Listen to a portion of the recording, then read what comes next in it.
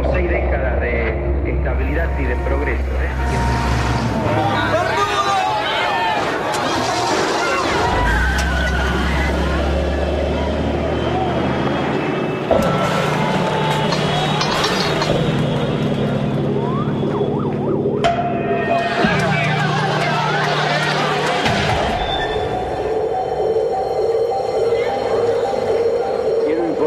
Que ante eso he decretado el estado de sitio en todo el territorio nacional. He informado al honorable Congreso. Nuestro país vive horas difíciles que muestran la culminación de un largo proceso de deterioro.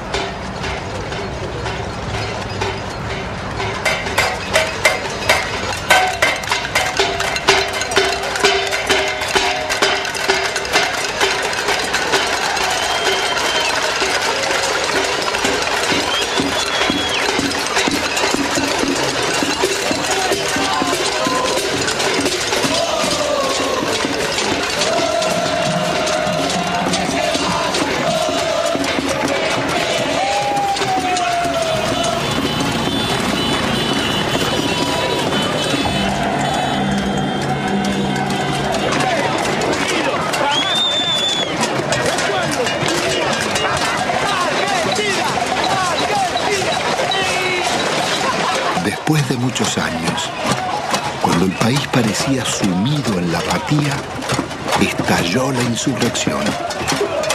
Era la patriada espontánea de los nadies, que haciendo sonar sus cacerolas, se derramaba por los barrios y ocupaba la ciudad de las instituciones y los bancos.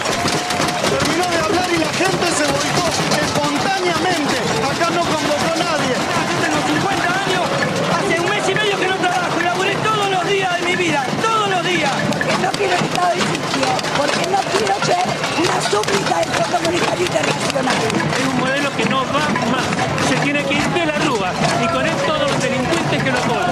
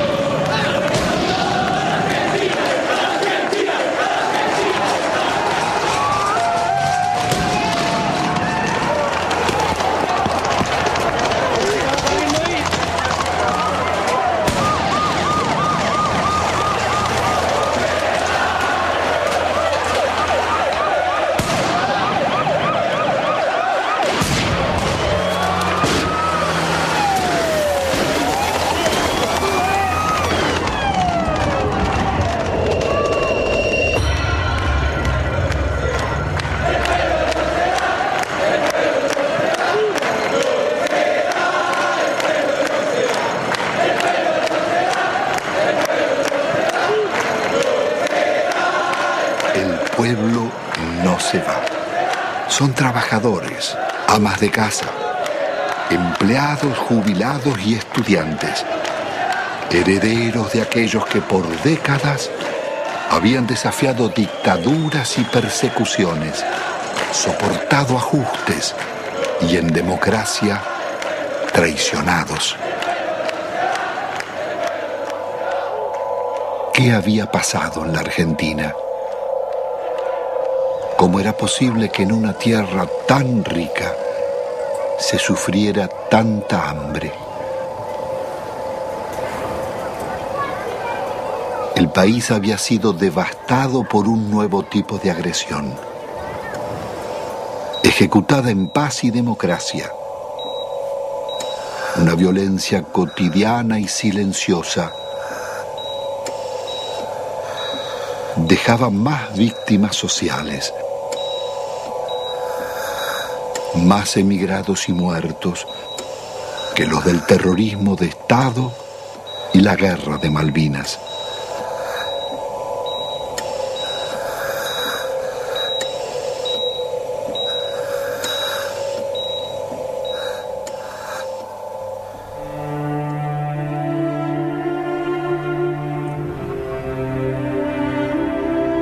En casi 2 siglos de vida independiente, la deuda externa argentina ha sido una de las causas del empobrecimiento y la corrupción y uno de sus escandalosos conflictos. Desde el primer empréstito firmado por Rivadavia en 1824 con la banca inglesa Baring Brothers, la deuda serviría para fortalecer a sus socios argentinos, controlar finanzas y transferir recursos a las metrópolis. Desde entonces, la deuda externa estuvo ligada a los negocios y complicidades de casi todos los gobiernos, desde Mitre y Quintana a Menem y de la Rúa.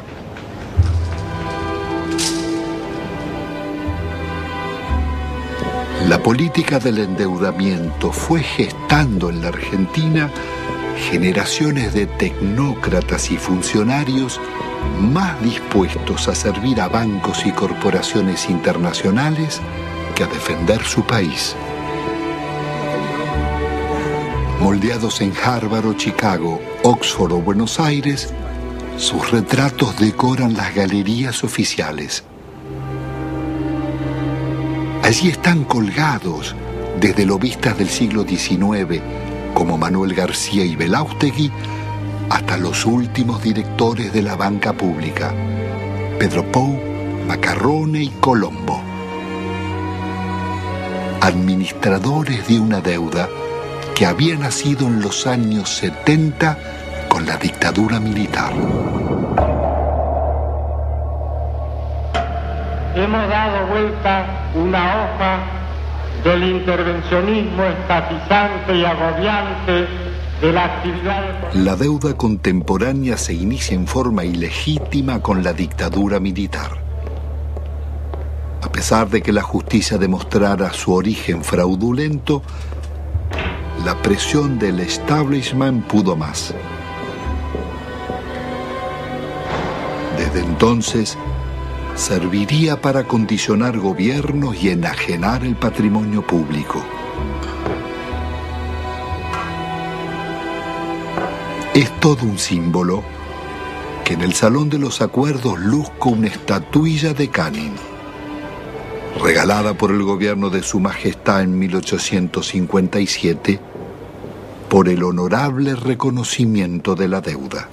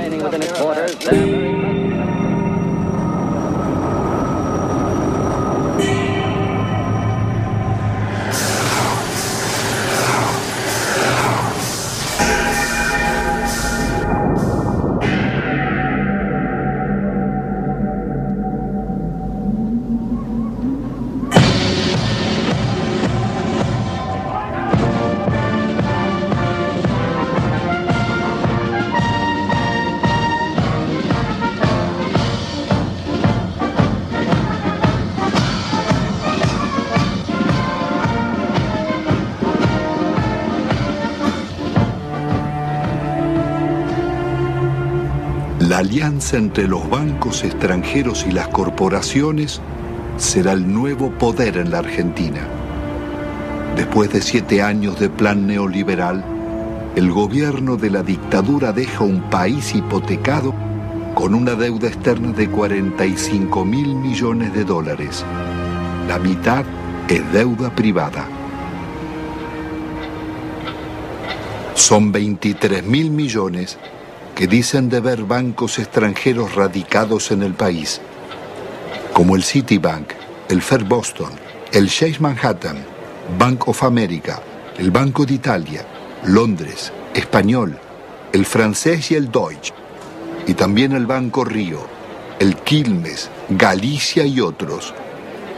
Multinacionales como ESO, Fiat, IBM, Ford, Mercedes-Benz, Swift, Pirelli, los grupos empresarios locales de Pérez Compán, Bulguerón y Bridas, Macri, Techin, Fortabat, Pescarmona, Gruneisin, Soldati, Cogasco, Celulosa y otras. Una descomunal deuda privada que un alto funcionario de la dictadura le pasaba al Estado, Domingo Cavallo. Doctor Domingo Felipe Cavallo. Convertido en superministro de Economía de los gobiernos de Menem y de la Rúa, sería responsable del permanente crecimiento de la deuda y de los mayores despojos que sufriera el pueblo argentino.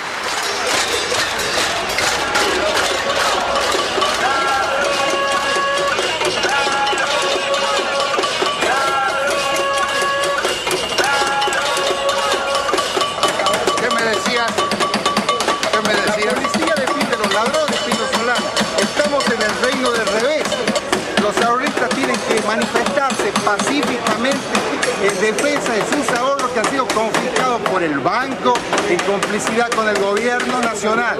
El Estado debe salvaguardar los derechos de los ciudadanos, no debe robarlos.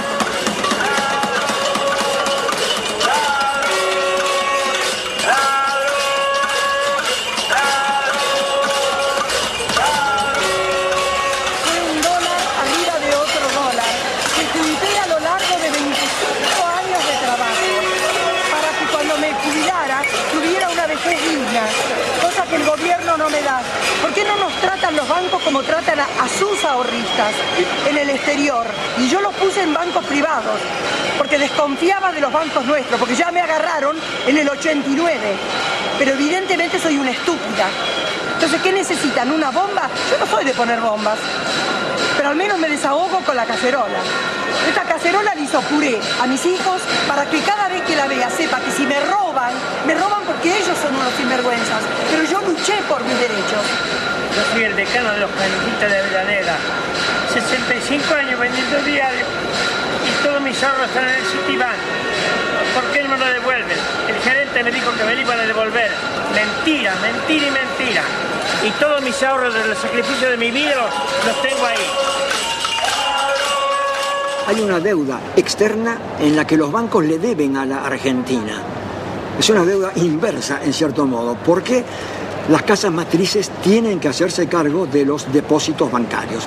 Eso está en la jurisprudencia argentina desde 1971, en el famoso caso Swift-Deltec, en donde se resolvió que la casa matriz era responsable por las deudas de sus filiales. Y es una estafa que el Estado tenga que hacerse cargo de las deudas del sector privado. ¿Y el caso de nuestra deuda externa? La deuda está plagada de ilegitimidades. Primeramente hay una ilegitimidad de fondo. Es ilegítimo pagarle a los bancos cuando hay 18 millones de pobres y 9 millones de indigentes. Hay una prioridad humana en esto. Segundo, hay usura. La usura está aprobada tanto que si se hubiera aplicado una tasa de interés normal, la deuda externa se hubiera terminado de pagar en 1988. ¿Pero cómo fue la estafa? Hubo préstamos de las casas matrices a las filiales, que eran movimientos intracompañía, que esos préstamos eran considerados deuda externa, cuando en realidad eran movimientos dentro de la misma empresa. se compraban dólares. Esos dólares se los depositaba en una cuenta en Estados Unidos. Con la garantía de esa cuenta daban otro préstamo que entraba al país. Se compraban dólares y así se lucraba indefinidamente con la tasa de interés. Es lo que se llamó en aquella época la bicicleta financiera, con la que se hicieron fortunas. Y precisamente los grandes beneficiarios fueron los grupos económicos que son los mismos de siempre. Al finalizar el gobierno de Alfonsín, la deuda externa se aproxima a 54.000 millones de dólares. Menem dejará en manos de la banca acreedora determinar cuánto se les debe. El Congreso jamás trataría la deuda, ignorando la Constitución y la denuncia de Alejandro Olmos. 10 años después, llegará a 130.000 millones. No confundamos a la gente con un mal concepto de la palabra deuda, porque todos queremos endeudarnos, pero después decimos que está mal que el país se endeude. Cuando crece el crédito porque hay alguna en deuda, es bueno, la deuda es buena. Todos queremos darle crédito, todos hablamos que hay que darle crédito a la población, que está surgiendo el crédito hipotecario. Es bueno endeudarse, no es malo endeudarse. Se vuelve absolutamente pertinente una cosa que los norteamericanos inventaron hacia 1898 con la ocupación de Cuba. En ese momento había bancos españoles que le habían prestado a la autoridad colonial cubana.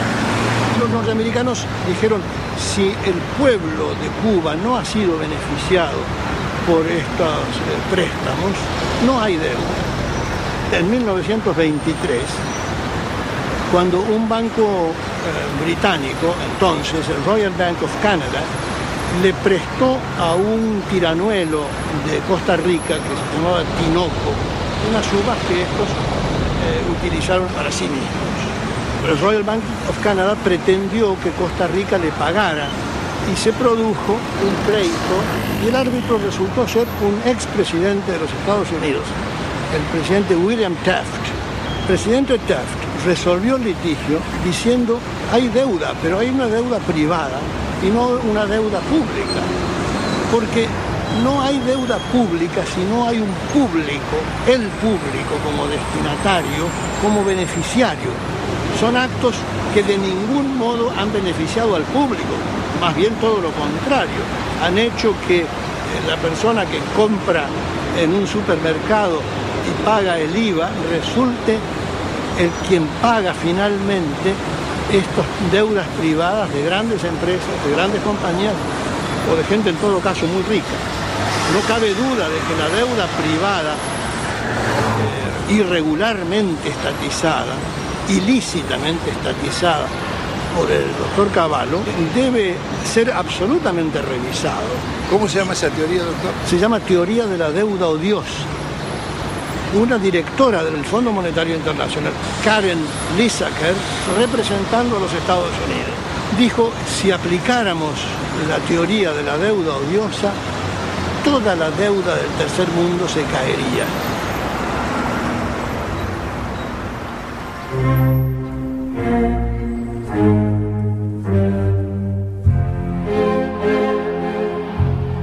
La democracia retorna de la mano del radical Raúl Alfonsín con un discurso socialdemócrata.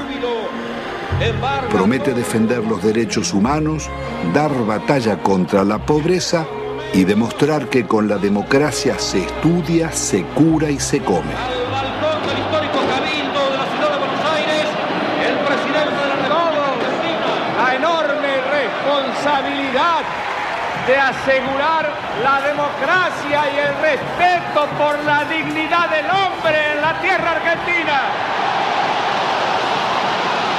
Hemos dicho que esto significa que el Estado no puede subordinarse a los grupos financieros internacionales, pero que tampoco puede subordinarse a los privilegiados locales. Pero el Estado está en quiebra y es preciso optar. El ministro Grinspoon propone denunciar la deuda externa y privilegiar el crecimiento. Alfonsín lo considera inviable y cede a la presión del poder. Y esto ha de lograrse a través de un ajuste que va a ser duro y que va a demandar esfuerzos de todos. Esto se llama, compatriotas, economía de guerra. vayamos sacando las conclusiones. El drástico ajuste se llama Plan Austral. Una vez más, millonarios recursos públicos pasarán a los bancos y corporaciones. Alfonsín actúa con un doble discurso. Promete investigar la deuda, pero ordena al presidente del Banco Central legitimarla. Promueve el juicio a las juntas militares por los crímenes de la dictadura y 2 años después, las leyes de obediencia debida perdonarán los delitos cometidos bajo órdenes superiores. Es el logro de la insurrección de los oficiales carapintadas. La población sale de sus casas y desafía los tanques.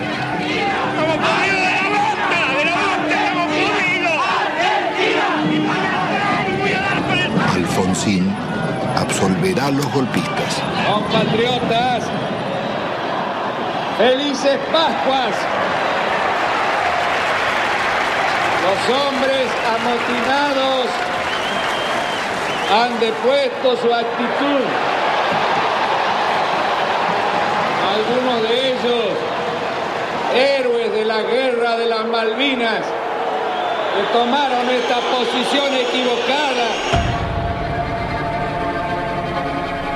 La derrota electoral del radicalismo acelera la crisis. Un golpe del mercado desata la hiperinflación y se producen saqueos en los supermercados.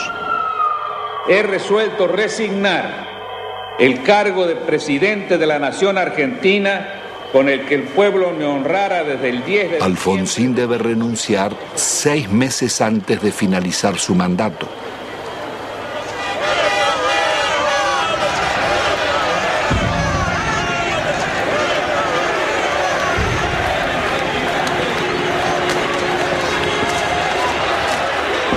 El justicialista Carlos Menem llega a la presidencia argentina después de haber gobernado varias veces la provincia de La Rioja, una de las más pobres del país.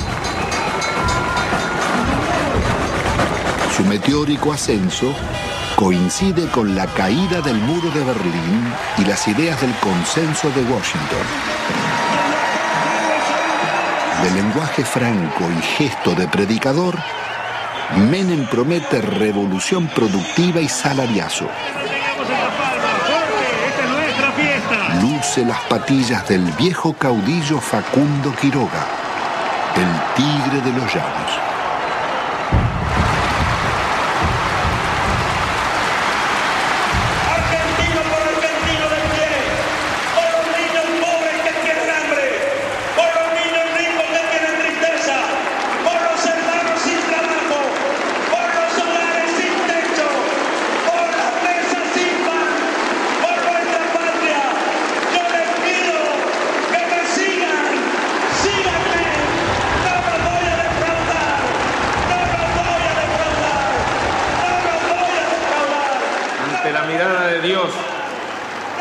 Y ante el testimonio de la historia, yo quiero proclamar: Argentina, levántate y anda. Hermanas y hermanos, con una sola voz para decirle al mundo: se levanta a la faz de la tierra una nueva y gloriosa nación. Son los tiempos del supuesto fin de la historia. El discurso único de la globalización y las democracias neoliberales en América Latina.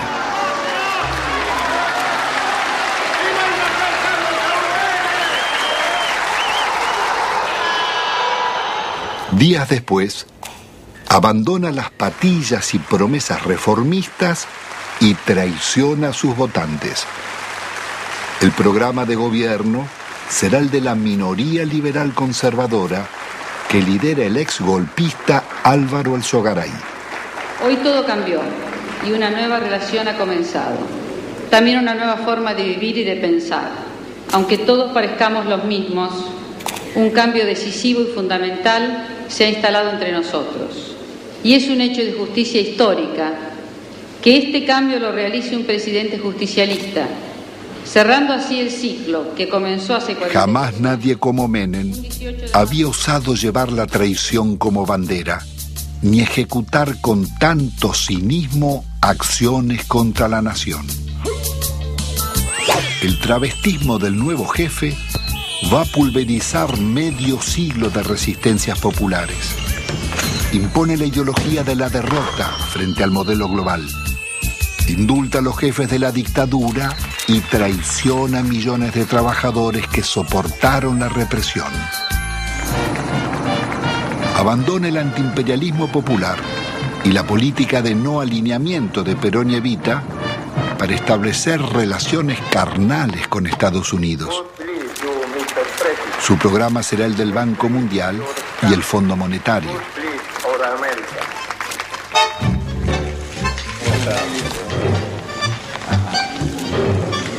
Pero la traición no fue solo la de Menem. Buena parte de la dirigencia político-sindical tiró por la borda una vida de resistencias. Muchos se sentaron en la mesa del arreglo y optaron por indemnizaciones. Otros se convirtieron en socios del millonario festín de las privatizaciones.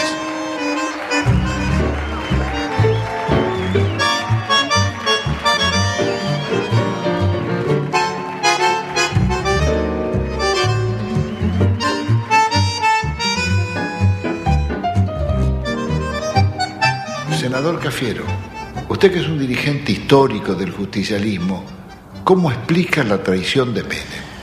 Bueno, eso sucede y no sucede raramente, sucede con bastante frecuencia en la vida política de todas las naciones. Hay un librito chiquito francés que se llama El elogio de la traición, donde se demuestra o se dice que es absolutamente intrínseco a la política la traición. Es decir, usted para llegar tiene que mentir, porque si usted dice lo que realmente piensa, la gente no lo va a votar. Y creo que eso se aplicó en la Argentina. Se aplicó siempre, pero con mucha mayor intensidad, admitámoslo, durante los gobiernos de Menem. Él mismo ha dicho que si hubiera dicho lo que él pensaba hacer, no lo hubieran votado. Entonces, dividió, a mi juicio, en una actitud que no guarda mucha correspondencia con la ética política. Pero esta es la realidad que vivimos. Después cambiaron ciertos parámetros internacionales, y bueno, y el modelo se fue agotando. ¿Cómo interpreta usted la existencia de una real mafiocracia? Poder económico, los bancos y la clase política. En eso, Pino, no quiero abrir un juicio, diría yo, absoluto. Mi larga vida humana y política me dice que a veces hay que relativizar un poco las cosas. No todo es blanco y negro, no todo es corrupto y puro. Hasta la misma sociedad argentina en su conjunto no puede atribuirse la pureza y asignarle la corrupción a sus clases dirigentes. En definitiva, las clases dirigentes emanan de la propia sociedad. En la Argentina no solo hemos fallado los políticos, y yo asumo la parte de culpa que me corresponde. Yo podría decir que han fallado muchos estamentos dirigentes de la sociedad argentina, y que si hay que hacer un juicio general, estamos todos en el infierno del Dante. Bueno, es indudable que la traición es muy efectiva. La traición es de una potencia política fenomenal, justamente porque es traición, porque te cala en lo más hondo, porque viene por la espalda, porque no estás preparado, porque se da de quien menos la esperás, si no, no sería traición.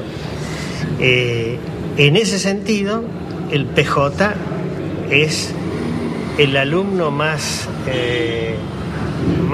desarrollado, más excelso de esa visión que expone Cafiero. Yo no tengo duda que si a esta sociedad le ofreces a votar San Martín o el Hombre Araña, elige a San Martín. Ahora, si le das a elegir entre el Hombre Araña y el Caballero Rojo, después la solución no se la podemos adjudicar a la sociedad. Entonces, sociedad con escaso protagonismo, Partido que defeccione de sus ideas históricas y se pone al servicio del enemigo. Movimiento obrero reducido, achicado por la desindustrialización y copado por los traidores. La justicia disciplinada a esas transformaciones que se iban a realizar. La oposición con escaso margen de maniobra. El resultado concreto.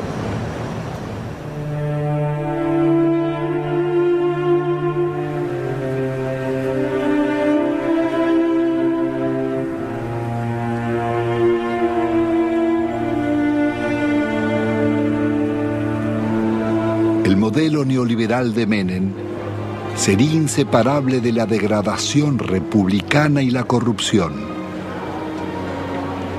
Su plan político requiere una Corte Suprema de Justicia y tribunales federales adictos, más la delegación de poderes especiales por parte del Parlamento. Al mes de haber asumido, consigue su ley de leyes, la reforma del Estado, que le abre las puertas a las privatizaciones. El Senado de la Nación trata hoy una ley trascendente para el país, que por primera vez va a atacar en forma frontal las deficiencias estructurales que tiene el Estado Nacional en su conjunto y a través también de sus empresas públicas. Nuestro reconocimiento en nombre del presidente de la República Argentina, porque con este proyecto en su ejecución iniciamos la revolución productiva.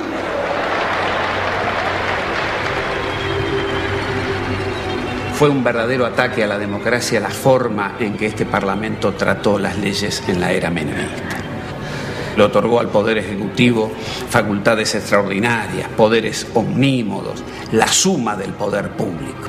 Y las delegaciones le posibilitaban al Poder Ejecutivo privatizar todas las empresas del Estado, sin inventario, sin balance, sin certificar si realmente la explotación de las empresas arrojaban ganancias o arrojaban pérdidas.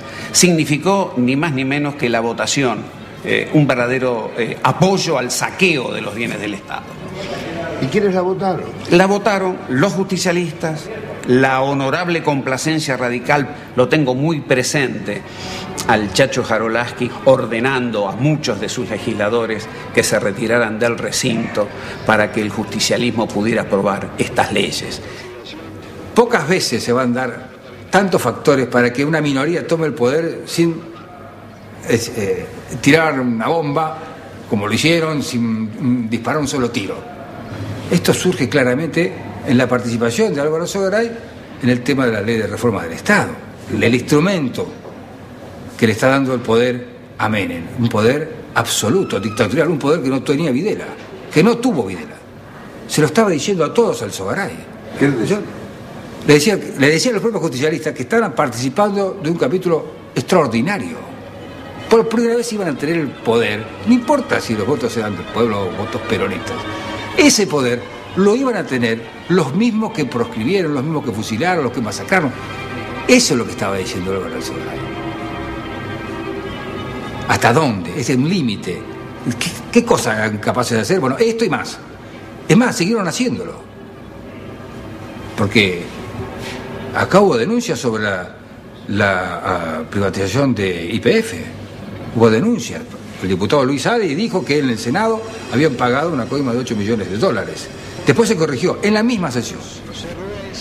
De los 130 diputados presentes, 114 votaron por la afirmativa. Bien por la negativa, una abstención. No podemos más que felicitarnos de estos diputados que han dado el quórum, que han hecho funcionar la Cámara, pero creo que hoy es un día de júbilo, hoy es un día de festejo para la Argentina, que desde hoy el petróleo pasa a ser de las provincias, YPF pasa a ser una empresa que cotiza en bolsa, que va a tener inversión privada, y el dinero que de esto surja es de los jubilados. Miles de millones de dólares pasan del patrimonio del Estado a los jubilados. Las bellas palabras escondían algunos de los actos más infames que el Parlamento haya cometido. Con sobornos y falsos diputados fueron votadas las privatizaciones de YPF y Gas del Estado, las dos mayores compañías argentinas.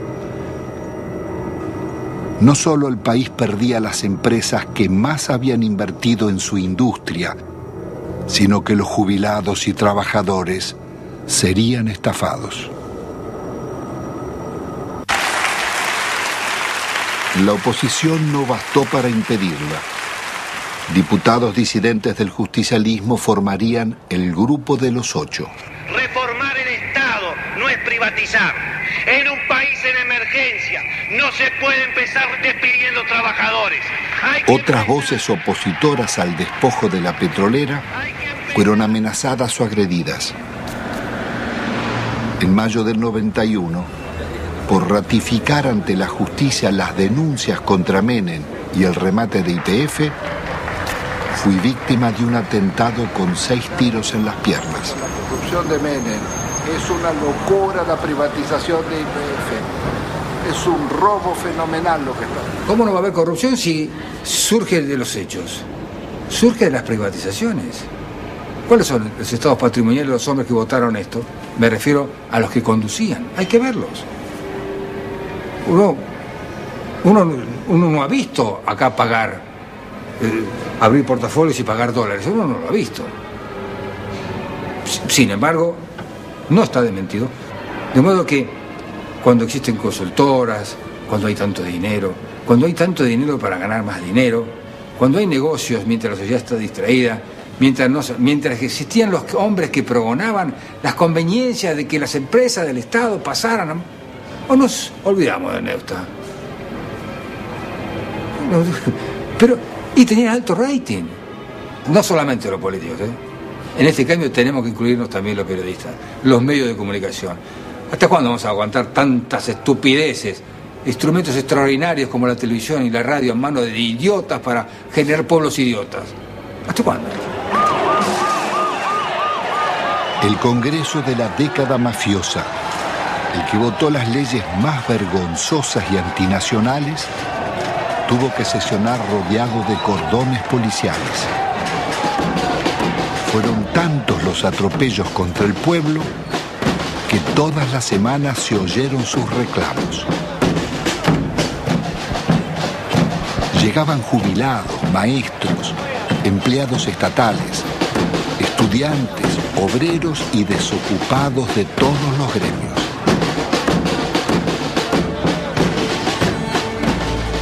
Comenzaron los tiempos oscuros en que el presupuesto nacional se aprobaba en Washington antes que en el Congreso. Y el ministro Dromi llamaba a la resignación porque el país estaba de rodillas.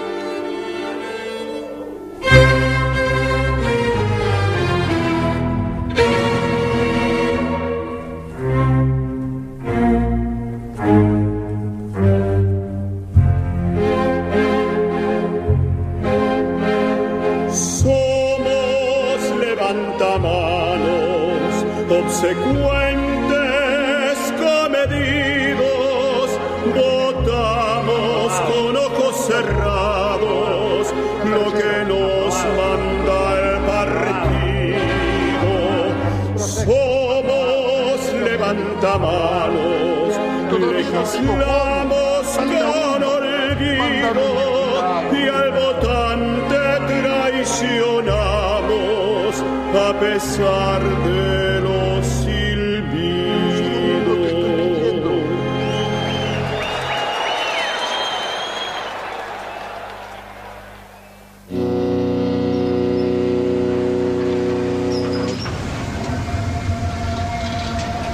El instrumento concebido para consolidar el modelo es el plan de convertibilidad.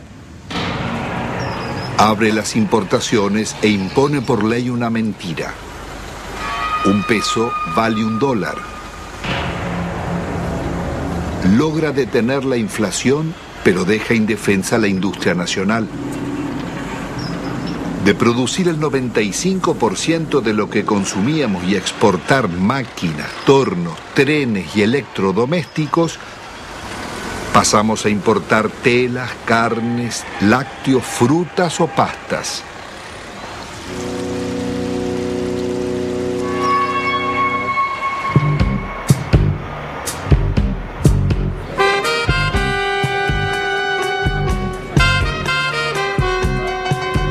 país se dolariza. Todo podía pagarse en pesos o en dólares. Pero con inflación cero, las tarjetas de créditos y los bancos cobraban intereses usurarios del 50% anual, cuando en Estados Unidos y Europa eran del 7%. La fiesta del dólar a un peso impidió competir a comerciantes y empresarios, llevándolos a la quiebra. Desaparecerían miles de industrias y talleres: textil, metalúrgica, autopartista, manufacturas domésticas y muchas otras.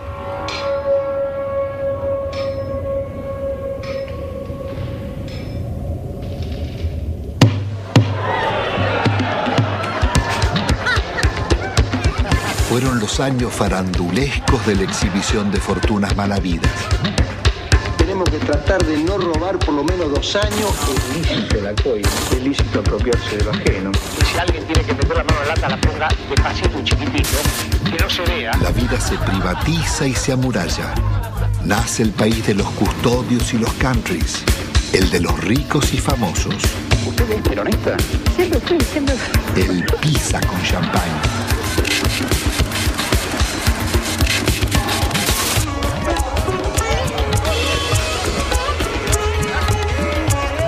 Tocar YPF, tocar el petróleo en Argentina era tocar a la madre, era lastimar a Gardel, era ofender la bandera. El petróleo bajo la tierra no le sirve a nadie, a ninguno. Esto pasa cuando no usas la cabeza. Pues yo creo que todos tenemos derecho a una cuota de frivolidad de cuando en cuando. De gran seductor que usted tiene, si le molesta un poco. No, todo lo contrario, me ayuda.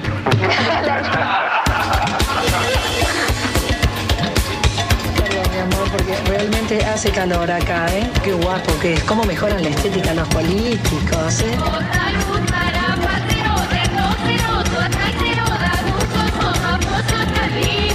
Estoy apasionado por este modelo económico, que es mentira, que produzca más pobre, que lo fabrique. Hace muchos años que vivimos acá y siempre esperamos promesas de los políticos, que más o menos los que todos conocemos acá, los encargados de la zona, nunca, pero nunca hicieron nada por nosotros. Acá nosotros, los vecinos que han tomado la iniciativa de cortar la ruta, por lo menos los encargados tomen conciencia de la realidad que nosotros vivimos. Los chicos no pueden ir al colegio. Cuando hay un enfermo al fondo, no puede salir porque no puede entrar a la ambulancia, no puede andar un coche. Nosotros queremos vivir dignamente, como merecemos. Somos gente pobre, somos gente humilde. Nosotros no queremos comprar ilusiones. Que nos vengan a nosotros con un asadito, con una ropita, con una botita para los chicos. Y nosotros queríamos que ese rollo se entube. Había todo el dinero, todo lo necesario, pero el dinero que hicieron se lo llevaron ellos. Nos robaron. Si ponemos a hablar de robar, ellos fueron los artífices, digamos, los que enseñaron al pueblo a robar. Ya no pasamos a ser solamente la maestra que antes enseñaba, sino para ser el contenedor social en la escuela. La mamá que te viene a pedir si tenés un par de zapatillas que te sobre de tus nenes, de enfrentar a la misma comunidad cuando tenemos el problema de la inundación. Somos centro de evacuación, pero albergamos a nuestros propios alumnos porque la tormenta le voló las chapas, porque no tienen dónde dormir. El chico está pendiente de lo que está pasando en la casa o pendiente de que terminan de repartir la leche y es el primero ir a la cocina para llevarse los sándwiches que quedan. No lográs captar un minuto su atención porque está pensando en otra cosa. Y a veces se te desmayan. O sea, se te desmayan y le preguntás, bueno, ¿qué comiste anoche? O ¿qué tomaste esta mañana? Y una sopita, te dicen un té. Y se te desmayan, es muy frecuente. Nosotros ya estamos acostumbrados. Pero te da bronca.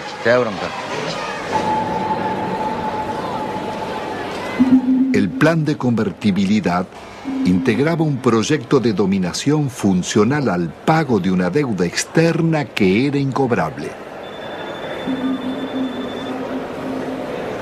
En 1992, el ministro Cavallo negocia con el secretario del Tesoro americano Nicolás Brady canjear la deuda por el patrimonio público que se ofrecía a precio de remate. Las empresas estatales podían comprarse con bonos del Estado que cotizaban al 15% de su valor nominal, pero se los reconocían al 100%. El acuerdo le haría perder al país más de 30.000 millones de dólares.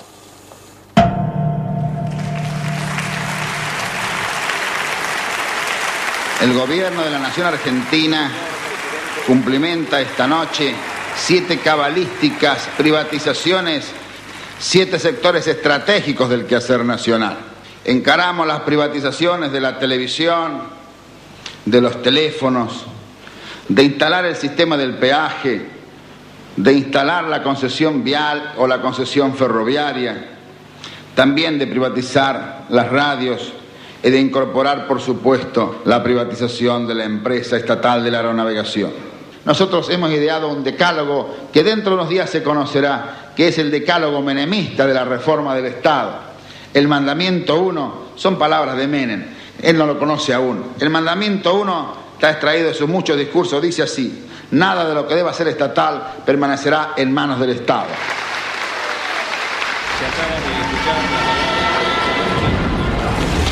Nada quedó en pie.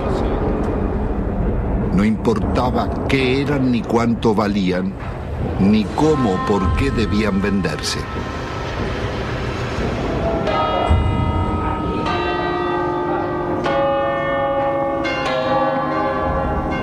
Más allá de los siglos y los métodos, las concesiones de bienes del Estado serían continuidad de las viejas explotaciones coloniales. Antes fue el oro y la plata de Potosí.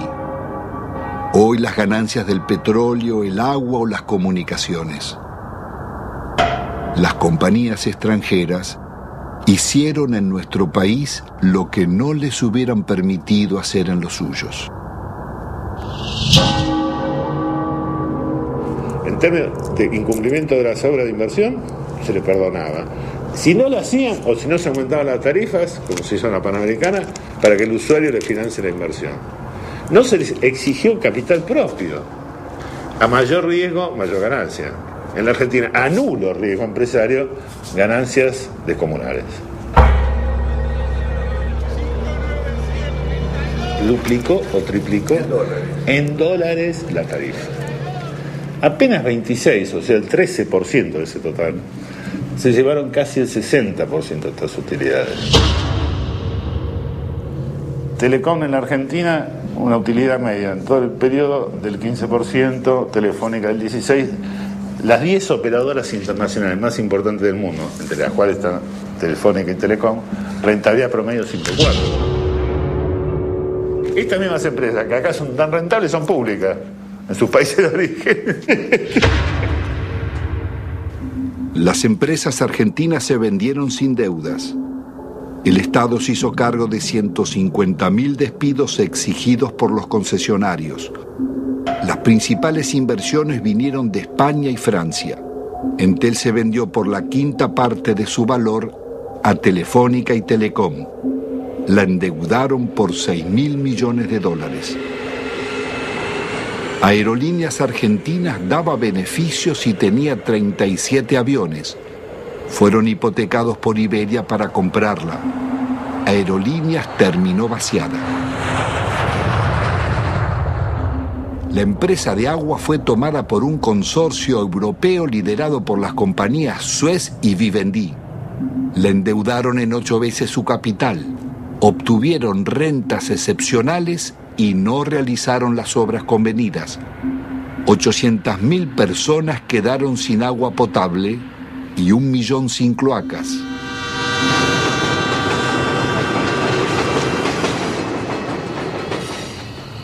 Quizás no exista en la historia nacional un vaciamiento igual al de los ferrocarriles. Fue el mayor golpe que sufrieron las economías regionales. Miles de familias tuvieron que emigrar. Había 36.000 kilómetros de vías, solo quedan 8.000. 95.000 puestos de trabajo, quedan 15.000. Después de una década, el Estado paga más subsidios que antes y debe al Banco Mundial $700 millones prestados para pagar despidos, más otros 700 millones de intereses por haber suprimido 80.000 puestos de trabajo.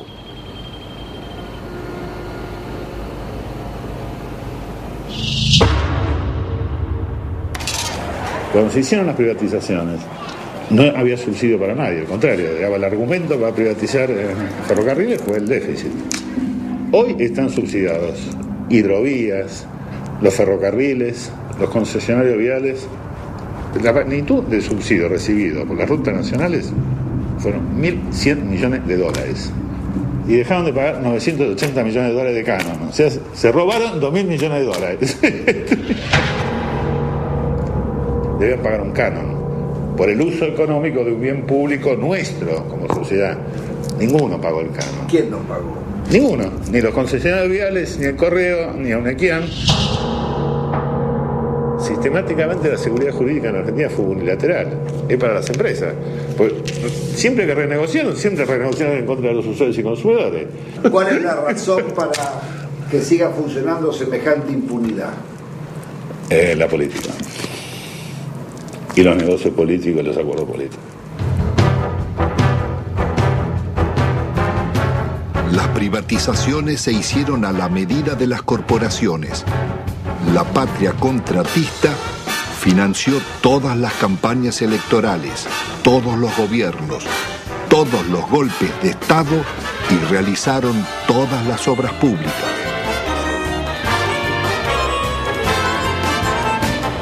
Ningún otro sector gozó de tantos privilegios, mercados cautivos, subsidios millonarios, ventajas impositivas, sobreprecios, condonación de multas e incumplimientos, prórroga de concesiones y especificación de deudas en dólares.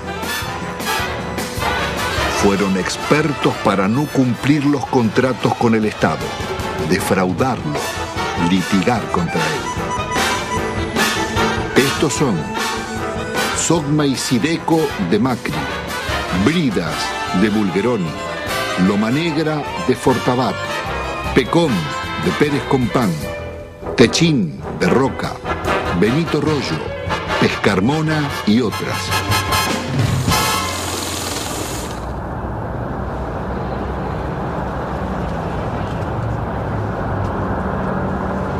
La desocupación estalló como una epidemia contagiando la sociedad entera. Cientos de colas de desocupados se multiplicaron por todo el país. El desempleo pasaría del 11 a más del 20% y otro tanto de subempleo. ¿Cuál es la situación de los trabajadores? Han perdido buena parte de su salario, han perdido protección social, han perdido casi todo el derecho al despido, han perdido casi la protección contra los accidentes y las enfermedades. Más de la mitad de los trabajadores están en negro teniendo en cuenta estas condiciones.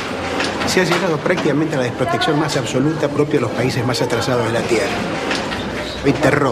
Hay terror a resistir, hay terror al despido, hay terror a que mañana no tenga ninguna posibilidad de tener algo. Por eso se admite la rebaja salarial, por eso se admite el empeoramiento de las condiciones de trabajo, por eso se admite trabajar en condiciones de insalubridad. Se admite todo porque hoy perder el trabajo significa la nada, significa engrosar el ejército de mendigos, el ejército de aquellos que están fuera del sistema.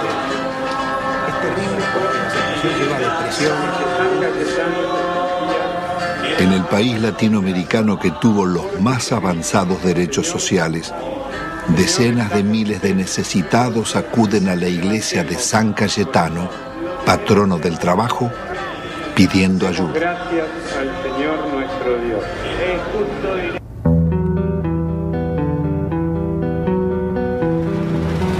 Argentina es un caso único en el mundo y en América Latina. No se conoce un país que haya entregado su gas y su petróleo sin haber perdido una guerra. Hay que pensar que fue una verdadera traición al país de una clase dirigente. México, Brasil y Venezuela no privatizaron en absoluto su petróleo. Félix, ¿por qué fue una salvajada la venta de YPF? Fue una salvajada por el papel que tenía YPF dentro del país y en el concierto de las petroleras del mundo. Uno tiene que recordar que cuando Mosconi constituyó la primera empresa estatal del mundo, YPF, se tomó el concepto de que el petróleo es un bien estratégico y la venta de los combustibles un servicio público de interés nacional. Cuando subía el precio internacional, YPF mantenía bajos precios en función de sus costos y no del precio internacional. Yacimientos Petrolíferos Fiscales fue creada en 1923 bajo la dirección del general Mosconi. En 1907 se había descubierto crudo en la Patagonia. A pesar de sus detractores, la industria petrolera pudo desarrollarse sin depender del capital externo, siendo un modelo para América Latina. Fue tan exitosa su expansión que recaudaba tanto como la provincia de Buenos Aires y detectó reservas por $200.000 millones. Fue una salvajada por la cantidad de ilícitos que cometieron para privatizar. Si se aplicara la ley de hidrocarburos, la mayor parte de las concesiones caen. Argentina podría reconstruir rápidamente una petrolera estatal. Si aplicaran hoy con decisión política la ley de hidrocarburos. Las áreas estratégicas donde más habíamos invertido las concedieron por 25 años por lo que esos pozos producían en 9 meses.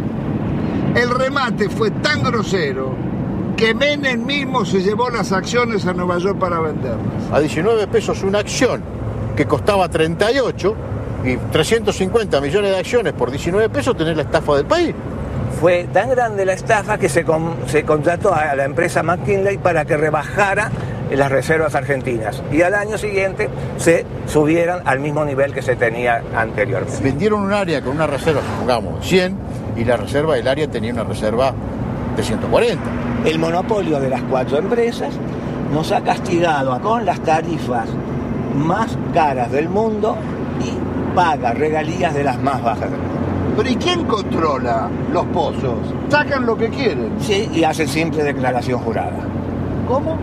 Por simple declaración jurada nos dicen, nos informan a los argentinos lo que está haciendo. El valor de las reservas y de lo que está bajo tierra y el valor de las instalaciones se lo regalaron. No hubo que montar nada. Estaba el área con los muchachos adentro, con los equipos adentro y estaban los caminos donde se colocaba el petróleo iba a tal caño, iba a tal otro caño. Toda la que está era la excelente infraestructura que habían tenido las empresas del Estado, especialmente YPF. Si acá no se construyó nada porque las empresas del Estado, tan castigadas, trabajaban con un horizonte de planeamiento para los próximos 20 años, cosa que se olvidó. Están disfrutando de eso. Si están viviendo del crédito que le dejaron las empresas del Estado en cuanto significa bienes de infraestructura, petroleros y gasíferos. Esta es la realidad de la Argentina. Tampoco se comprendería el desarrollo industrial argentino ni la Patagonia sin la acción de YPF. Había desarrollado gasoductos, acerías, caminos y usinas e hizo nacer decenas de ciudades promoviendo el progreso social de sus poblaciones. Ahí estaban, entre otras, Comodoro Rivadavia, Caleta Olivia, Cutralcó y Plaza Huíncul, que fuera el primer campamento petrolero de la provincia de Neuquén. Bueno, todo esto que está desolado, que está tapiado, que está abandonado prácticamente, era lo que era Campamento 1 y este sector era la administración, el corazón de YPF. Y esto a partir de la privatización, la gente se comienza a ir porque tiene que buscar otros medios de vida, por eso se producen los abandonos de los hogares, digamos, se buscan otros horizontes. ¿Se ganaba bien? No, si los sueldos eran, no teníamos ningún problema. No había problema de salario acá, de necesidades. Nunca nos faltaba un peso a nosotros. Lo que pasó fue un crimen, un asesinato. Esto es impensable. Nadie podía imaginarse que podría suceder una cosa Las privatizaciones, acá por lo menos en la zona, se hicieron prácticamente sin inventario. Acá había un montón de elementos que había dejado YPF que desaparecieron. Grandes motores, por ejemplo, vehículos de rezago, material nuevo, trépanos, herramientas, ropa. Había muchísimas cosas que no estaban inventariadas y nadie sabe dónde fueron a parar. Acá se puede desarmar un galpón que nadie sabe dónde está, ni cómo está, ni por qué está. Bueno, esto es lo que queda de la empresa PEXE, que fue formada por el sindicato petrolero SUPE, para que los trabajadores de alguna forma hacerle creer de que iban a ser empresarios. La empresa presenta quiebra, hay sueldo, plata que nos deben. Eso contaba con la complicidad de la gente del SUPE que sabía de todo esto. Ellos conocían muy bien el desmantelamiento que se estaba haciendo de YPF.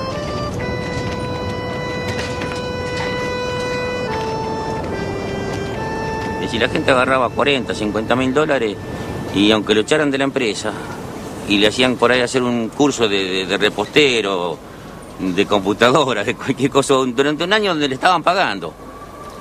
Entonces la gente por ahí aceptó la privatización y aceptó el despido, sin pelear. Porque claro, tenía la plata en el bolsillo. Lo que pasa es que esa plata después se la fue gastando. Se compraron vehículos, se ampliaron casas, se pusieron kioscos, negocios. Muchos desocupados. Muchísimos desocupados. Nosotros podemos hablar de 5.000, 7.000 desocupados o más. No hay censo. No hay censo serio que nos diga hay tantos desocupados. Pero sabemos que son miles los desocupados. Sabemos que somos miles los que estamos subocupados y que vivimos a medias. Pero los desocupados no solo fueron los de YPF. A ellos se sumaron otros miles de las industrias y comercios que cerraban. Años después, en el invierno del 96, Utralcó protagonizaría una pueblada. Nos estamos cagando de hambre nosotros. Le damos el gas, le damos el petróleo, le damos la electricidad y nos pagan así. Agotados sus reclamos por trabajo, miles de desocupados se instalaron en la carretera nacional durante días y noches, soportando 10 grados bajo cero y resistiendo las cargas de la gendarmería.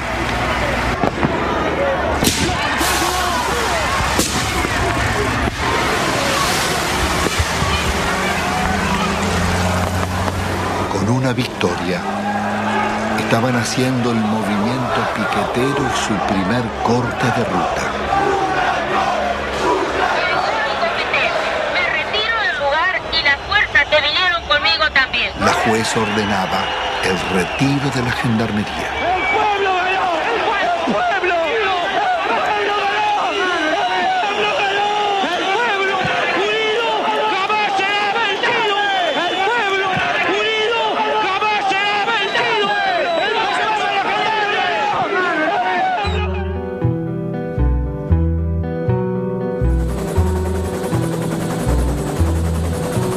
La del Estado era un orgullo de todos los argentinos y era una de las 2 o 3 empresas que en el mundo eran tomadas como modelo. ¿Por qué, Gustavo? Porque tenía un manejo de desarrollo gasífero en un país muy especial, con los yacimientos muy lejos, que era prácticamente un relojito. Entonces la copiaban los europeos y la copiaban incluso alguna empresa norteamericana. Y además porque en 50 años de trabajo había incorporado 5 millones de argentinos a disfrutar del gas natural. Y en 90 años anteriores que estaban las compañías británicas, solamente había 300.000 argentinos con un gas importado muy caro. Petrobras había tasado a gas del Estado en 25.000 millones de dólares. Nosotros, con la tasación de consultores internacionales, la vendimos en 2.500 millones de dólares. 10 veces menos. 10 veces menos. 10 veces menos. La acción depredadora de Repsol en la región fue tan grande que la comunidad mapuche llevó sus denuncias a los organismos internacionales. Bueno, acá nos encontramos en el lugar donde un integrante de la comunidad construyó su vivienda y que bueno, no la pudo habitar porque cuando hizo el pozo de agua para sacar agua se encontró que no tenía agua, no había agua pura, sino que lo que encontró fue gasolina. Este es el caño que puso mi papá en el año 95, supuestamente para sacar agua, para el consumo y para para sembrar algo. Y ahora ustedes van a ver qué fue lo que sacó. Sacó gasolina. Les voy a mostrar que es totalmente pura. Estamos a 7 años de la descontaminación que supuestamente debió hacer Repsol acá, y lo que sacamos no es agua, justamente, es casi nafta super.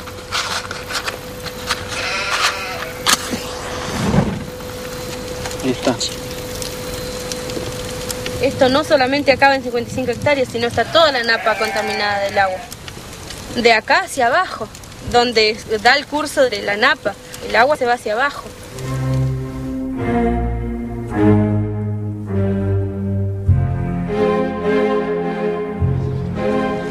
Carlos Menem pacta con Alfonsín su reelección a cambio de una reforma constitucional donde se incluyen nuevos estatutos y un tercer senador por la minoría que favorece al radicalismo.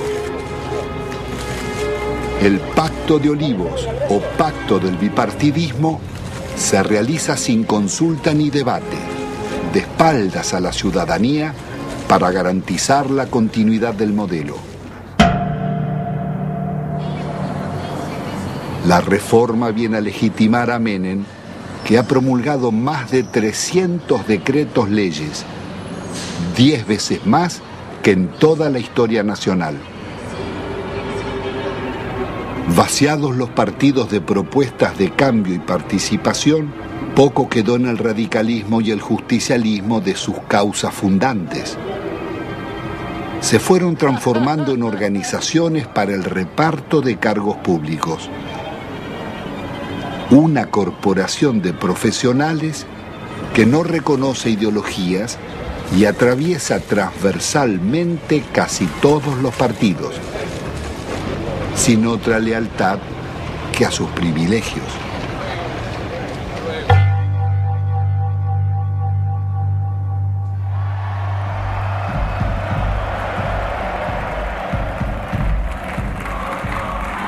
De la otrora poderosa Confederación General del Trabajo, solo queda el eco de antiguas multitudes. Su asociación fervorosa con Menem terminaría vaciando los gremios de trabajadores.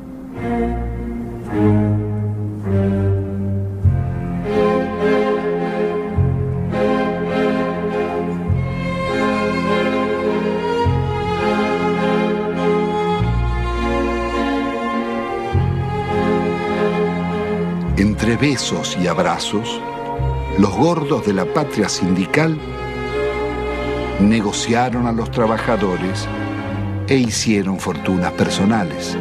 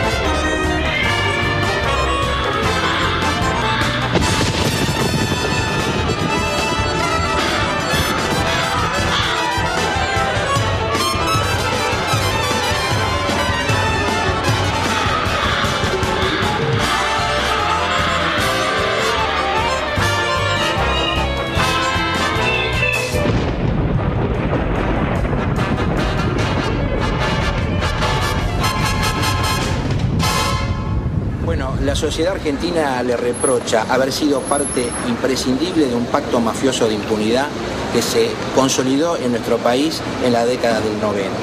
Se le reprocha haber admitido, haber legitimado el remate de las empresas públicas al mejor postor y de una forma realmente a precio vil. Se le reprocha el despojo de los derechos de los jubilados, el despojo de los derechos de los trabajadores, haber justamente brindado impunidad a los políticos que han delinquido en la función pública. En las últimas décadas, Ninguno de los altos funcionarios que delinquieron contra el Estado fue condenado.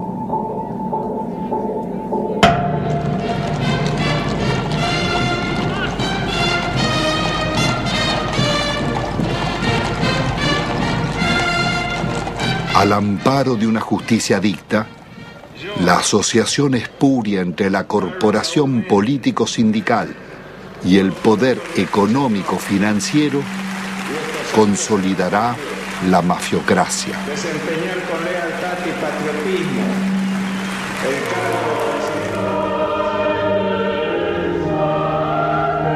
Señores, menuda tarea es la de conducir la marcha de un país, sobre todo en los tiempos difíciles y complejos del mundo actual, cuando términos como patria, bien común, moralidad, respeto al otro y amistad social se encuentran en baja o desmonetizados.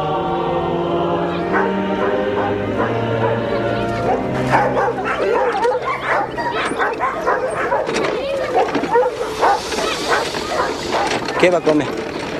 Tengo 7 chicos, no tengo trabajo, no tengo no tengo ni mercadería, nada, no tengo colchón, no tengo colcha. En la indigencia total estamos aquí. No se puede sacar.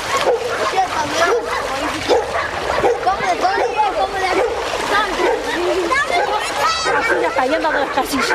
No hagan nada por aquí. No me pase y ve. ¡Chica! Mira la condición que yo estoy viendo, mira cómo se me ha mojado todo. No tenemos ayuda de nada.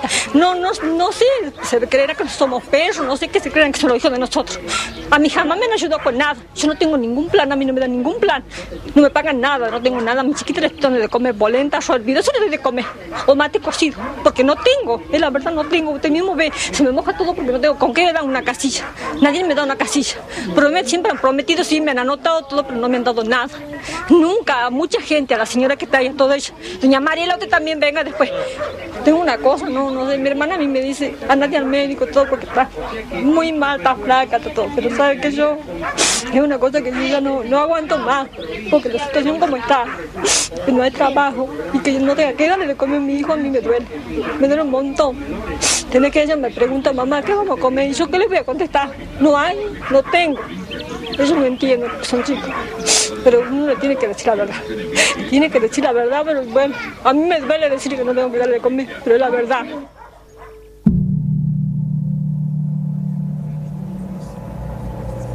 La mafiocracia une empresarios con políticos y magistrados, traficantes con funcionarios, sindicalistas y comunicadores. Fueron tan hondas las complicidades como hipócrita su accionar. Sí, yo presidí la comisión de lavado de dinero que mostró de qué manera todo el dinero negro proveniente de narcotráfico, corrupción y evasión era sacado de Argentina. Iba por empresas máscaras, básicamente constituidas en Uruguay, por eso el sistema uruguayo era de alguna manera el brazo ejecutor de la salida, de ahí una banca de corresponsalía en Estados Unidos o en Suiza. Sí, nosotros investigamos al Citibank, investigamos al Credit Suisse, al Dresdner Bank, al JP Morgan. Es decir, ellos tenían en Argentina el centro de sus operaciones sucias, a través del Citibank, el Banco República y el Federal Bank de Moneta. Llegó a manejar el 60% de los medios de comunicación social de la Argentina. Además, de los medios de comunicación, por ejemplo, canales por cable, Telefe, Azul Televisión, Radio Continental, Editorial Atlántida, torneos de competencias y distintos canales por cable del interior, Cablevisión, además de ser el controlante del paquete accionario de Telefónica de Argentina. Así que no solamente eran los medios de comunicación, sino las telecomunicaciones en Argentina.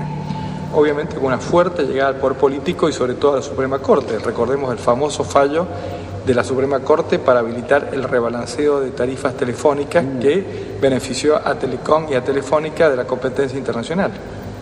Y que sospechosamente en esta investigación que realizamos en Estados Unidos, uno de los miembros de la Corte, el primo hermano del abogado de Moneta, terminó con un depósito de $800.000 hecho en el Citibank de Nueva York. ¿En cuánto se calcula el vaciamiento o el giro por las comisiones de las privatizaciones?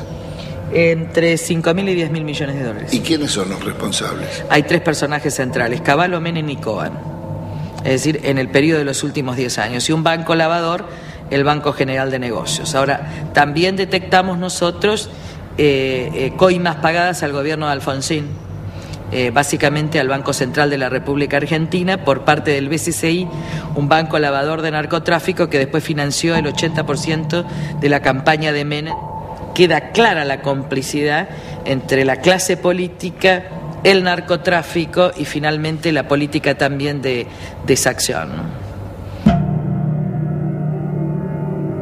El saqueo de fondos públicos a través de retornos y sobreprecios fue norma en las contrataciones del Estado. Se calcula que más de un 20% de la inversión pública se diluyó en comisiones. El ministro Manzano, aludiendo al presidente, diría: robo para la corona.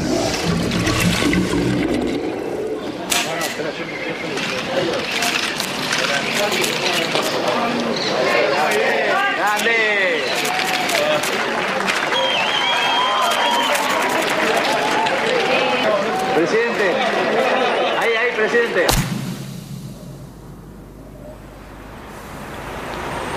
Uno de los mayores focos de corrupción fue el PAMI, Obra Social de los Jubilados.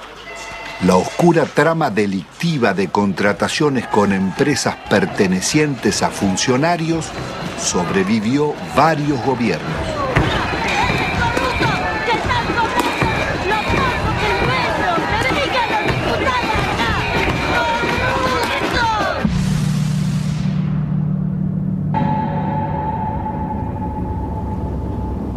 Yacyretá es una de las más grandes represas de llanura del mundo, con un dique de contención del río Paraná de 67 kilómetros de largo. Fue la mayor obra financiada por los argentinos y la caja negra de la política nacional desde la dictadura en adelante. ¿Cuál fue el mecanismo de la corrupción en Yacyretá? Bueno, fue sobrevaluar siempre los valores de las obras, alargar los plazos de obra, llevar la obra hacia adelante, como hoy estamos, sin poder terminarla y generando costos, porque estamos hablando de 13.000 millones, pero todavía no sabemos cuándo la vamos a terminar. 5 veces más costaba. 5 veces. Le doy un ejemplo concreto. La reprogramación 85, evaluada en 30 millones de dólares, que fue informada durante varios años al Banco Mundial y al Banco Interamericano de Desarrollo. Ese valor terminó firmándose en el año 89 en 180 millones de dólares. Muchos lo firmaron, algunos no la firmamos y así quedamos fuera del trabajo de Yacyretá en la consultoría. ¿Entre esos usted? Entre ellos. ¿Y quién estaba? Era un señor Carretoni. Fue el que manejó toda la campaña de Alfonsín en su momento y de Angelos en el otro. Convencional constituyente también. Convencional en el constituyente en el 94. El señor Carretoni, que era el dueño de la consultora libre del Grupo Argentino. Suegro del director general de la constructora. ¿De quién? Repítemelo. El señor Carretoni, suegro del ingeniero Rizzo. Es decir, que el jefe de la consultora que debía controlar costos, terminación, calidad técnica de las obras, era el suegro del constructor. Exactamente, eso.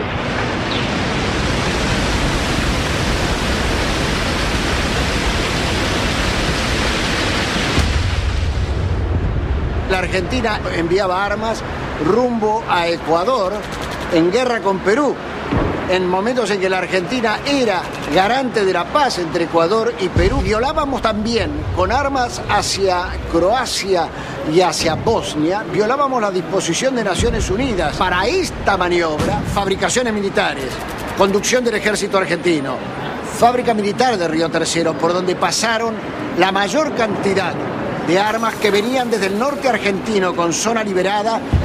¿Qué se hizo? Se voló la fábrica militar de Río Tercero con 7 muertos argentinos. Después de marzo del 95, era menester hacer desaparecer todos los rastros, entre ellos los documentos, los inventarios y todas las huellas que podían demostrar de que aquello no fue una casualidad, sino fue una clara intencionalidad al servicio del encubrimiento. ¿Quiénes componían esa banda para la asociación ilícita? Califican como jefe de la asociación ilícita a un expresidente de la República, Carlos Saúl Menem.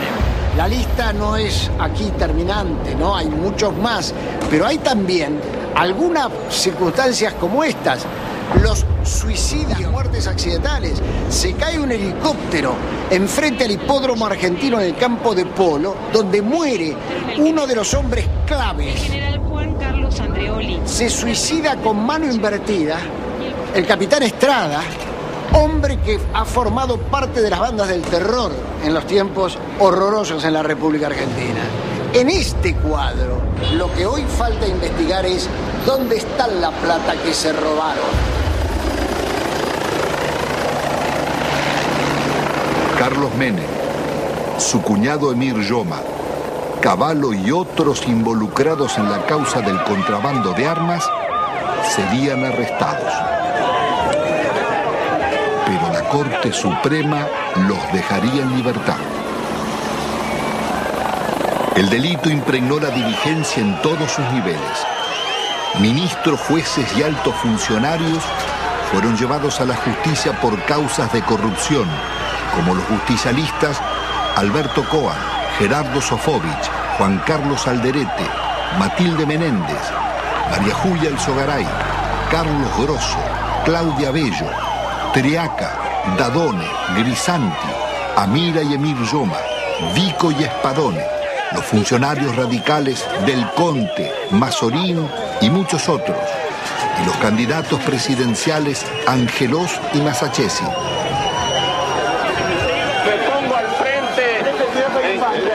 A combatir la corrupción. Las anteriores amenazas se referían a una causa por exportaciones de oro, donde se generaron aparentemente créditos fiscales ficticios. Si no querés que te arruinemos en el trabajo y la vida, deja de romper las pelotas, me corta en el brazo. Durante los años de Menem, las mafias se desarrollaron bajo la complacencia del gobierno y seguirían actuando después. Su accionar dejó decenas de secuestros extorsivos, asesinatos, robo de vehículos, muertes dudosas o por gatillo fácil, falsos accidentes y suicidios nunca esclarecidos.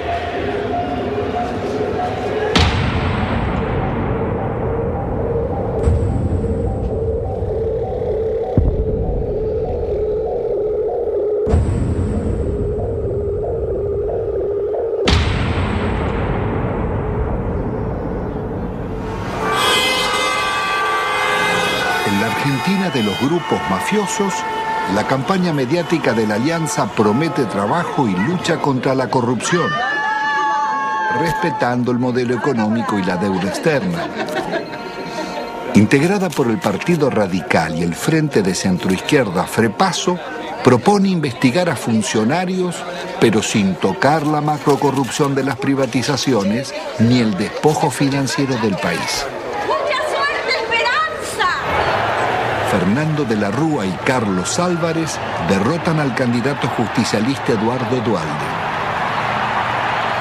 El nuevo gobierno continuará con las políticas recesivas del Fondo Monetario. ¡De la Rúa! ¡Arriba de la Rúa! Una vez más, el mandato de la ciudadanía será traicionado.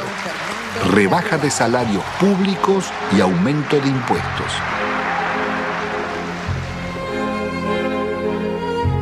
De la Rúa viaja a España llevando la prórroga de la concesión del yacimiento de gas más rico del país, Loma de la Lata, para la petrolera Repsol. Una riqueza de 50.000 millones de dólares que es entregada, violando la ley, por solo 300 millones. El gobierno soborna al Senado para votar la ley de flexibilización laboral. El vicepresidente Álvarez no cuestiona la ley, sino el soborno, y pide investigar. Presento mi renuncia indeclinable al cargo de vicepresidente de la Nación, para no perjudicar al presidente ni alterar la vida institucional. Álvarez abandona a sus votantes y promueve el regreso de Cavallo. Ungido superministro, renegocia la deuda externa. La operación llamada Megacanje es otra gran estafa que le costará al país 55.000 millones de dólares. El milagro argentino terminó en una catástrofe social. Los planes de Cavallo liquidaron a la clase media, hicieron más ricos a los ricos y más pobres a los pobres. El 60% de la renta quedaba en manos del 10% más rico.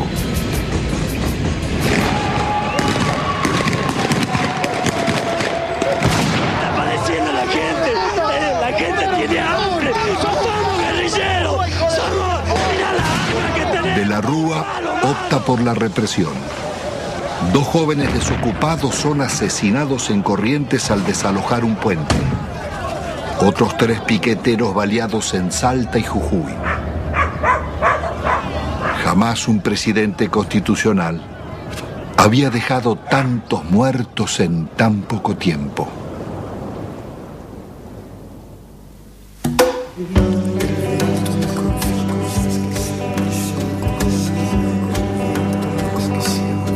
El viento me confió cosas que siempre llevo conmigo. Me dijo que recordaba un barrilete y 3 niños.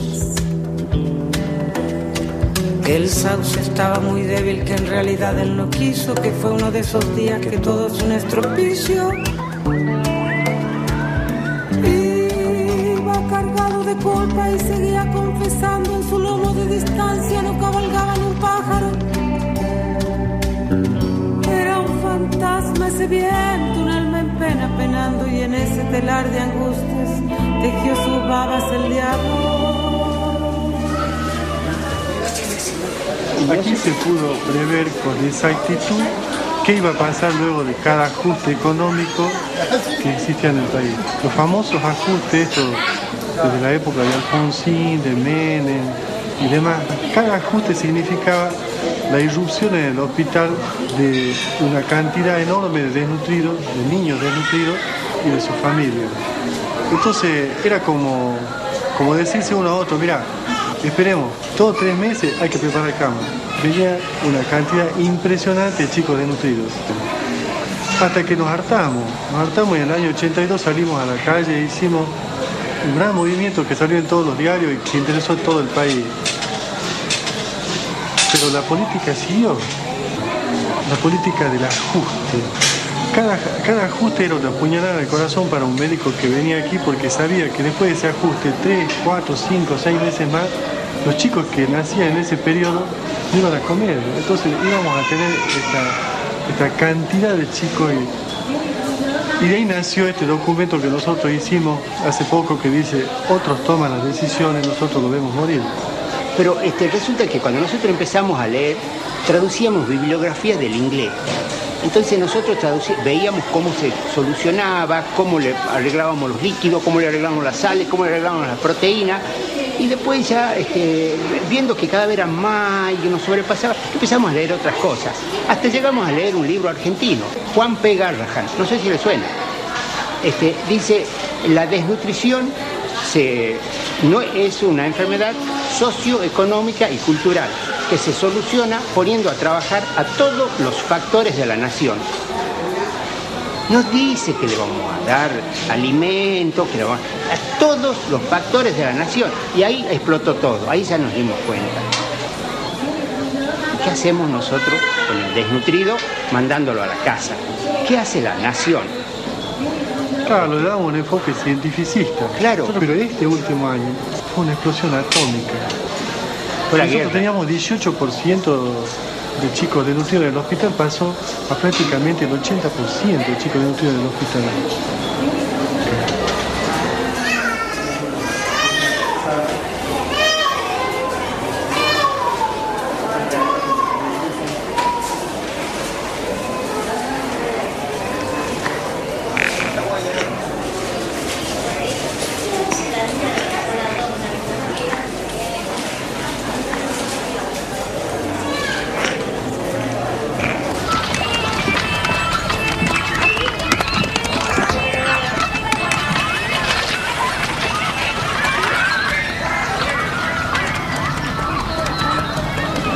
Ustedes ven un basural, los niños sin padre, una chica de 14, 15 años embarazada, ningún padre, un montón de los hijos de nadie, donde comen un día sí, un día no. Y yo le digo a esa chica que tiene 14, 15 años, mira, dale a tu nene para que la diarrea, pollito, polenta, lechecita, agua limpita. Bueno, eso es una falta a la ética, eso es una crueldad inconcebible. ¿Cómo le voy a decir si ella está comiendo de la basura? Los chicos viven de la basura. Estos son sobrevivientes de la tercera generación de desnutridos o de la segunda generación los que están dando a luz estos chicos. Porque cuando se produce el fenómeno mueren muchos chicos. Los que logran sobrevivir, sobreviven con baja estatura, con menos fuerza, con menor capacidad intelectual, pero no por eso dejan de ser personas. Y no por eso dejan de tener sentimientos. Eso de calificarlos como si fuera un subproducto de la sociedad es indignante. Son personas como vos y como yo.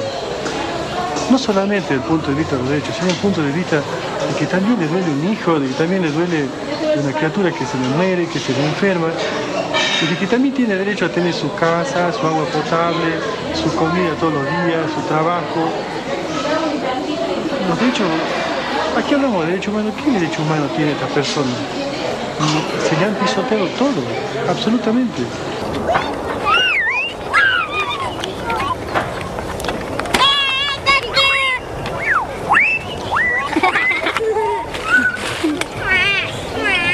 La idea que yo percibo es de que algún sector de la sociedad se está queriendo deshacer de estas personas. Y restan a ese sector de la sociedad. ¿Y cuál es ese sector de la sociedad? Está identificado, el que se llevó todo. 90% de indigentes, 10% que lo tienen todo. No sé qué modelo, esto no es un modelo, esto es una cosa de que yo tengo 54 años y es siempre lo mismo. La historia es ajustemos. El que vino no sabía ajustar y sigamos ajustando. Y se cagan todo. Y los chicos se los va corriendo como de la mesa y caen abajo y no comen nada. Lo que no se quiere ver del país, que es la gente que nace, vive y muere sin documentos, sin estar registrada, la otra Argentina, la oculta, con los que están incluidos y los excluidos. Porque con los excluidos ya no nos interesa ni rescatarlo, que no se reproduzcan, ponerle el glue, esterilizarlo, sacarlo de circulación. Todavía nadie se animó a decir no mostrarlo.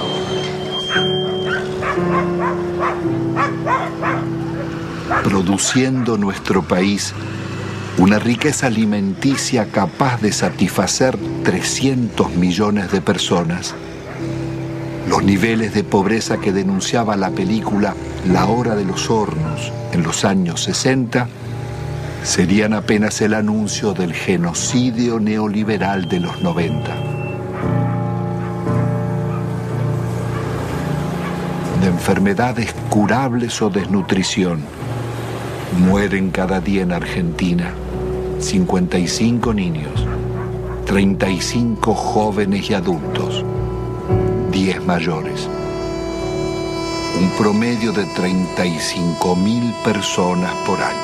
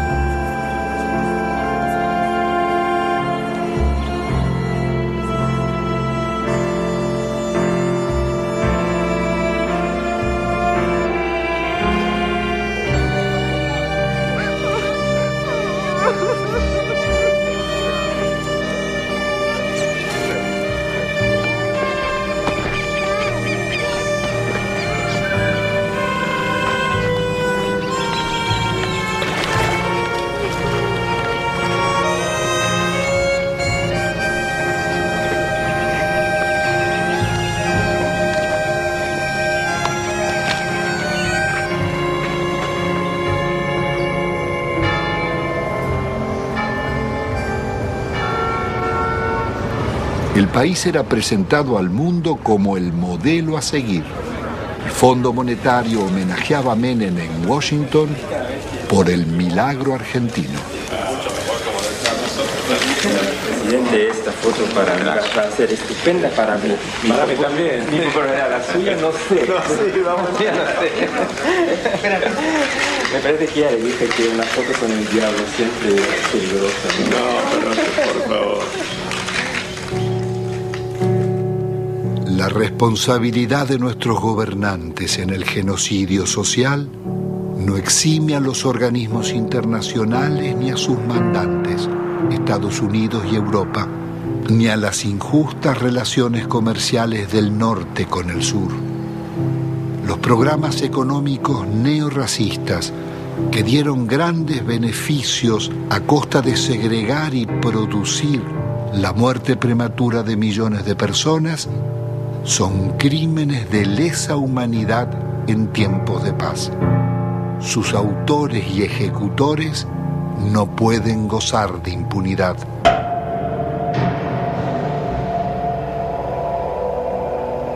Después de un cuarto de siglo, el balance económico es devastador.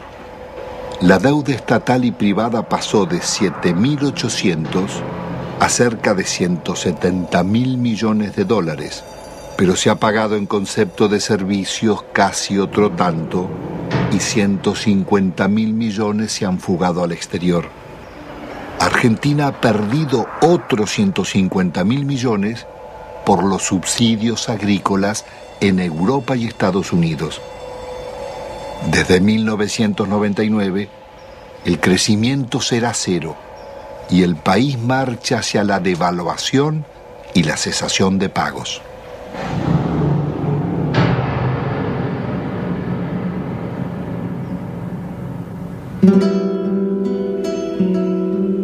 Al terminar esta memoria, quizás quede el sentimiento que la realidad no puede cambiarse, o que los responsables del saqueo son los triunfadores y nosotros los derrotados. Pero la realidad fue distinta. Ni la dictadura, ni Menem, ni de la Rúa consolidaron sus proyectos, ni los bienes concesionados se perdieron para siempre, porque pueden recuperarse.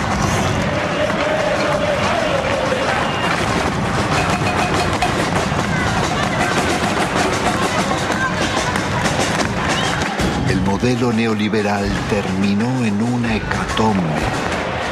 Sus responsables no pudieron vender todo lo que deseaban, ni los mayores bancos públicos, ni los grandes astilleros Río Santiago, ni las usinas termonucleares, ni Yacyretá, Salto Grande o EPEC.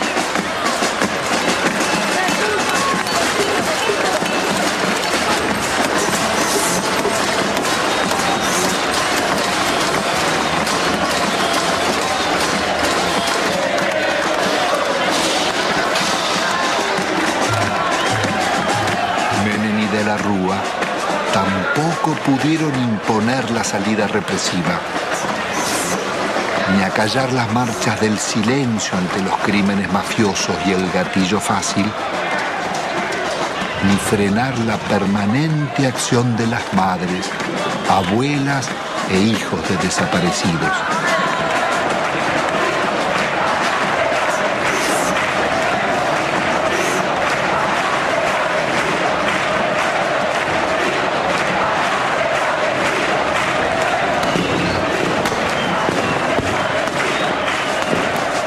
Impidió otra historia, la de miles de luchas y movilizaciones de resistencia del movimiento social desarrollado durante la década. Organizaciones territoriales, piqueteros, comedores y asambleas barriales, ocupaciones de tierras y asentamientos, la Gran Marcha Federal y cientos de otras marchas y paros nacionales. El CTA, las fábricas recuperadas por los trabajadores, las continuas protestas de jubilados, las mujeres rurales en lucha, estudiantes, ahorristas, comerciantes y artistas, culminaron en esa pueblada espontánea de diciembre que, como el 17 de octubre o el Cordobazo, cambiarían la historia argentina.